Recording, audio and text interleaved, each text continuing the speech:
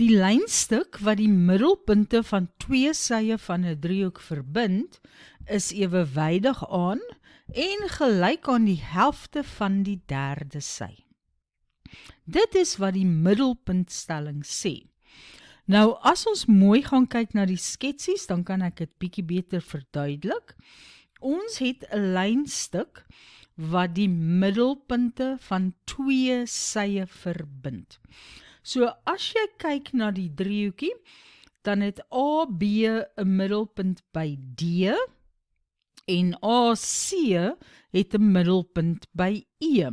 So die lynstuk wat die twee middelpunte verbind is dus hierdie lyn DE.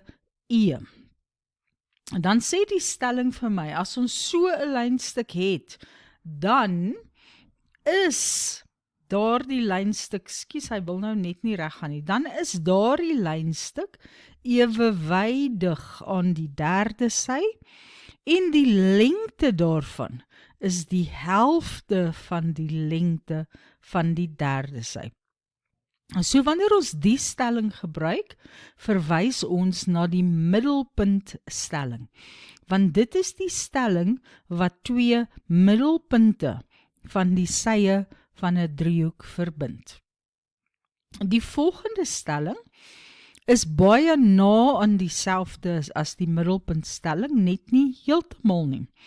Die stelling sê die lynstuk wat die middelpunt van een sy van 'n driehoek ewewydig aan 'n tweede sy getrek word, halveer die derde sy. So wat ons hier kry is net een middelpunt, daar by D het ek 'n middelpunt. En nou gaan ek nie 'n lyn trek na die middelpunt van AC nie. Nee, ek gaan 'n lyn trek sodat die lyn ewewydig is aan BC. So my lyne is ewewydig. En dan sê die stelling, nadat jy dit gedoen het, gaan hierdie punt, hier is die punt E, ook die middelpunt van AC wees.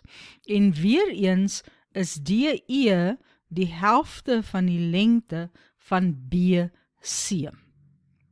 Nou ons kan nie hierna ook as die middelpuntstelling verwys nie. Ons moet iets anders gebruik, want ons het nie dieselfde gegevens wat gegee is vir die middelpuntstelling. So wat ons gebruik is die lyn deur die middelpunt ewewydig aan 'n tweede sy. So hier is ons middelpunt, die lyn is ewewydig aan 'n ander sy van die driehoek en dan kry ons dat dit ook deur die middelpunt van die laaste sy gaan. In ons eerste voorbeeld vra hulle na die waarde van x, hoek B2 en hoek C2. As ons mooi na die driehoekie kyk, sal ons sien dat D die middelpunt van AB is. Kyk, AD is gelyk aan DB en E is ook die middelpunt van AC. Dus sal ek die middelpuntstelling kan gebruik wat sê dat DE ewewydig aan BC is. Kom ek skryf dit neer. DE is ewewydig aan BC en DE is die helfte van BC. Want dit kom direk van die middelpuntstelling af.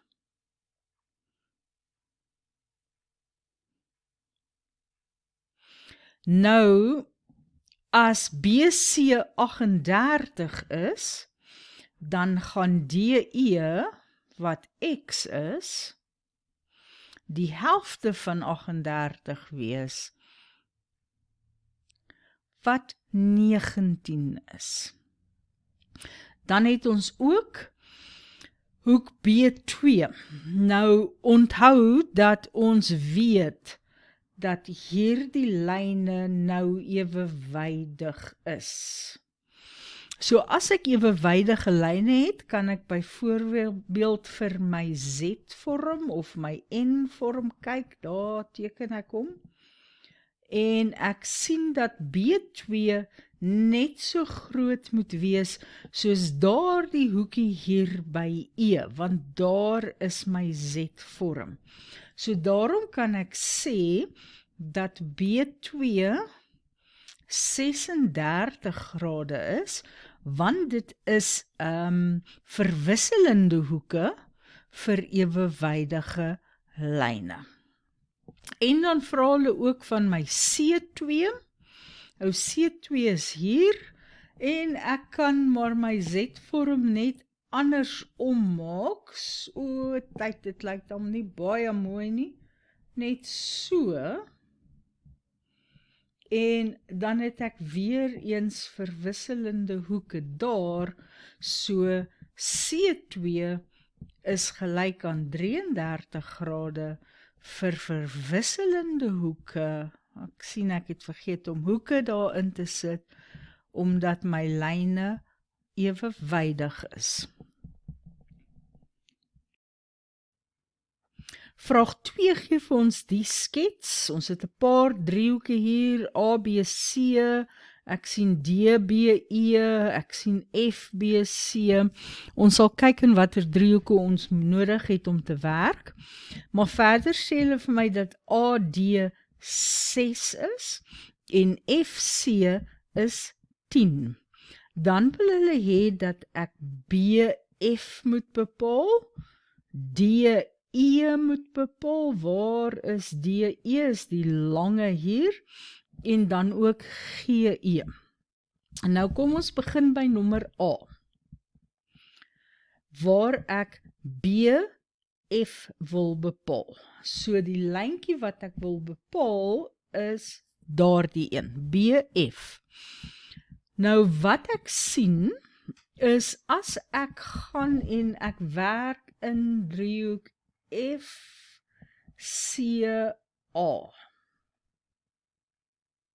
As hy in daardie driehoek FCA, wat het ek? Ek het dat G die middelpunt van AC is. Ek het ook dat hierdie hele lyn, so ook die kort stukkie DG, ewewydig is aan FC. So ek kan die stelling gebruik wat sê, die lyn deur die middelpunt, ewewydig aan 'n sy van die driehoek, halveer ook die derde sy. So ek kan daardie gebruik om uit te werk dat FD ook 6 is. Kom ons skryf net gou neer. AG is gelyk aan GC en FC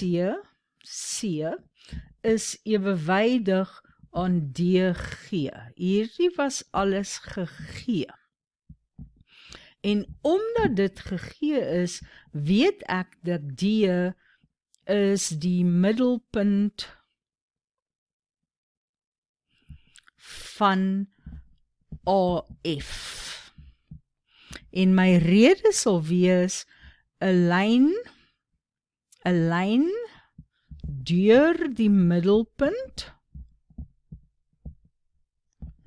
ewewydig aan 'n sy. So, as D die middelpunt is van AF, dan moet FD ook 6 wees. Okay, maar dis nie wat hulle vir my gevra het nie. Hulle wil BF hê. En nou kan ek in 'n ander driehoek gaan werk. Ek sal hom hierdie slag geel maak. As ek in daardie geel driehoek werk.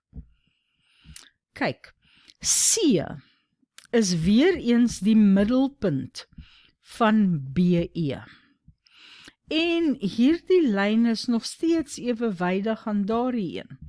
So, om dieselfde rede, omdat ek 'n lyn het wat deur 'n middelpunt van een van die sye gaan en ewewydig aan 'n ander sy is, gaan F die middelpunt wees van BD.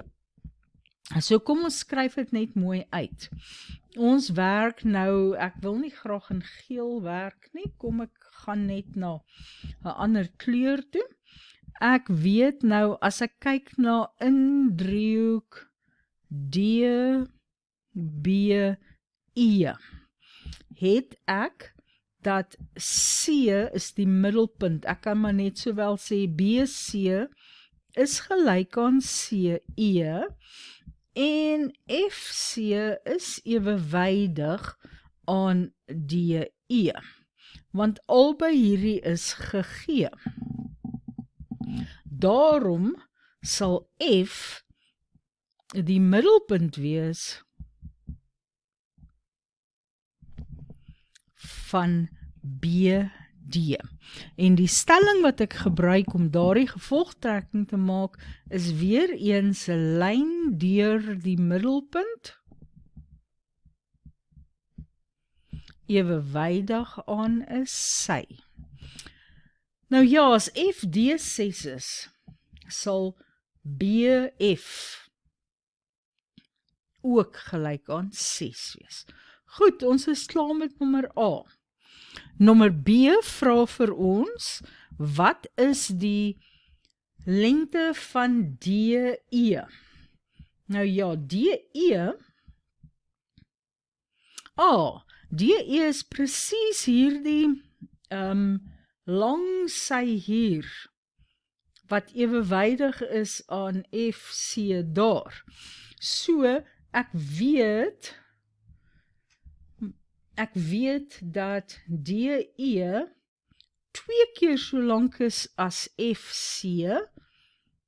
Dit is 10 eenhede. Nou ja, dit kan nou kom van die middelpuntstelling, want ons het 2 middelpunte, of jy kon maar weer sê die lyn deur die middelpunt. Maar ons weet nou dat F ook 'n middelpunt is. So, DE is 2 keer FC is 2 keer 10, wat dus beteken 20. En dan vra hulle ook vir my GE. Nou ja, ons moet net eers vir DG kry. Nou, dit is maklik om te sien dat DG gelyk aan 5 is, want ek het hierso in my driehoekie, daai blou driehoekie daar, dat DG gaan die helfte van 10 wees. Dit is my middelpuntstelling.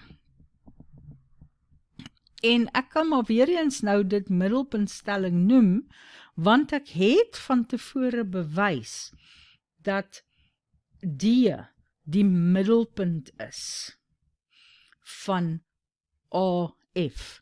So as DG 5 is, ek gaan dit maar net hieronder verder skryf, ek weet hierdie hele een van D tot by E is 20, okay? 20 vir die hele een.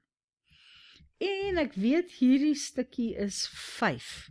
Dan is GE gelyk aan 20 minus 5 wat 15 is.